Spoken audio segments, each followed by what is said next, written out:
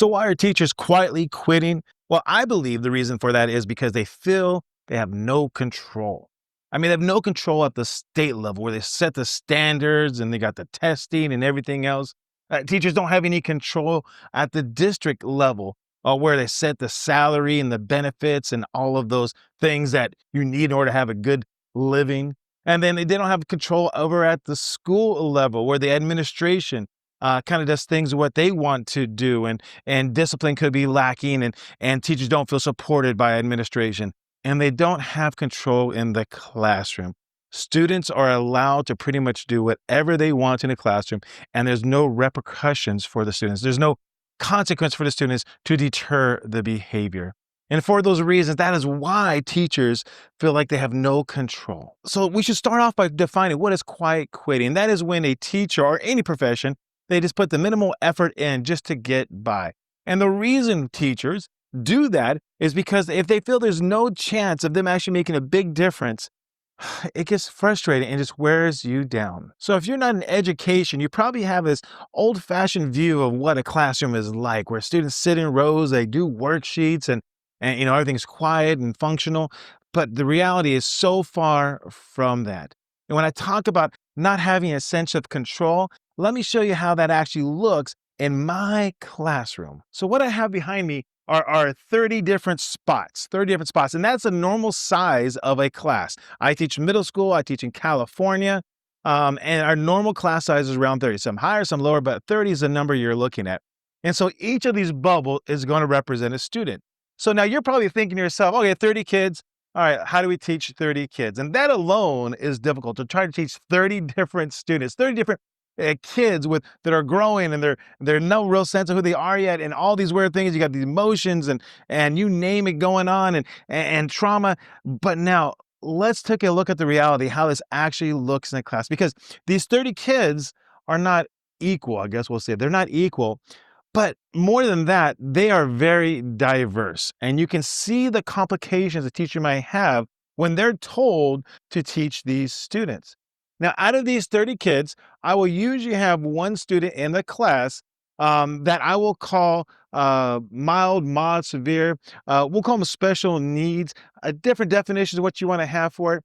So I'm just going to put down the letter S right here. And to give you an example of students I've had that kind of qualify for this, I had students that had Tourette's before, had students that had anger issues before, where they throw desks. I had students with autism on the spectrum there. So these are students that kind of fit in this one. This is ones that are a little more out of the normal range as far as behavior goes. And so that is to start off with. Now that's all there was. All right, we can work with that. We can manage with that. But there's more to it than that, because beyond that, the next thing is there are students that have special needs. Individual instruction plans, IEPs they're called, are 504s. These are where they need to have some sort of modified instruction. And so in a class of 30 students, on average, and I'm just going to put down, what should I'll put down IEP here, okay, IEP. An IEP is going to stand for Individualized Instruction Plan, right? Individual Education Plan, actually. And so what this will look like is for these students, when you're supposed to modify the test or modify the classroom instructions, or basically the setup of the classroom, if they need to get up and walk around, those are all things that fall under an IEP. So now you're looking at, out of 30 kids, you got 5 that off the get-go can add a little more diversity, a little more challenge to a normal class. Now, I live in Southern California, and so one of the things you see here a lot is students will come to us that don't speak English or very limited English.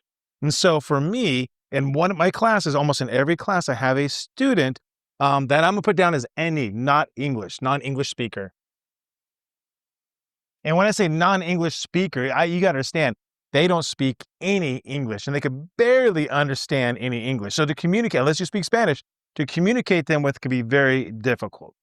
Then we have other students that speak Spanish and very little English. And so they are different than this one. This is a person that doesn't speak any English at all. And then we have people that have tested just a little tad better. And they speak, I mean, when I speak a little English, I mean very, very, very little English. And so I'm just going to call those Spanish speakers. We'll call them SP for Spanish speakers.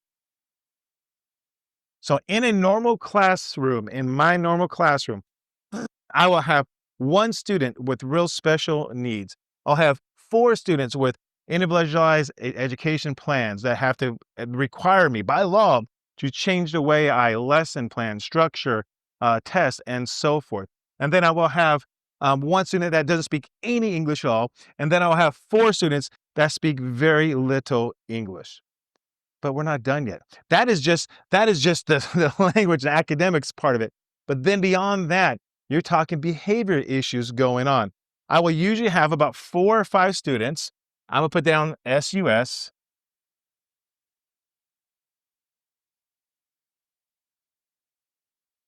That have some sort of behavior issue, have been suspended at one point in time.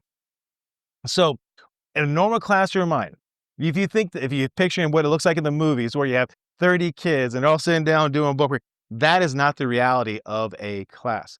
A classroom, a regular classroom mind, has about half the kids. I would say half the kids have something going on. Now the other half right here, the ones I guess you would call normal, if you there is a normal, my gosh, they are teenagers.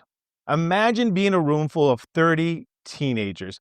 These kids, plus even the other kids, I guess you consider, normal. I hate using that word normal, by the way. They have their own issues going on. There's emotional issues, there's learning issues going on. There's to the thing. There are different levels, different reading levels. There are different math. They're all spread across the board. Then, as teachers, what we are told is, hey, go ahead and teach these kids. Now, if these kids don't perform, it is your fault. Teach to these kids. Modify the lesson. There's all these fancy terminology. They have scaffolding, this and that. But come on, if you are in this education field, if you know this is the reality. And then when we hear from other people that we are not doing a good enough job, it is so deflating. And that is why you're going to see many teachers quietly quitting. And the statistics prove it, that even if you don't quietly quit, you usually have half the teachers actually physically quit before they reach year 5 of the education journey.